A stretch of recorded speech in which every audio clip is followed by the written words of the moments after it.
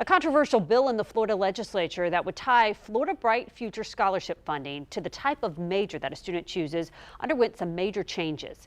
The section lowering funding for degree choices that don't, quote, lead directly to employment, that was removed. But as On Your Side's David Jones reports, critics of this bill say it still creates unnecessary changes. Students across the state mobilized against the effort by Republican Florida Senator Dennis Baxley, and on Tuesday, the Senate responded, removing stipulations in Senate Bill 86 that would have reduced funding for majors the state would deem less employable.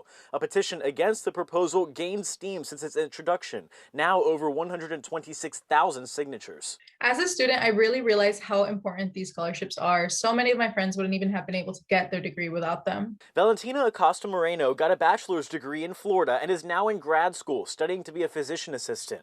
A recipient of Bright Futures herself, she also signed the petition. She says she and other recipients don't want the program touched unless it's expanded. I know Bright Futures is so important and it keeps so many students actually in Florida to do their undergraduate degrees. And by having the funds, it encourages them to aim for higher education too. I am glad that they're no longer tying specific majors into the funds that they allow, but I do still think it negatively impacts our education, especially in the future. Negative impacts, Acosta Moreno says, like still having the state create and publish a list of majors deemed to be less likely to lead to employment. Perhaps more consequential, though, a section changing Bright Futures from a guaranteed 75 or 100% tuition funding to relying on the state's budget appropriations that year, meaning scholarship funds could be reduced in years when the state tightens its belt.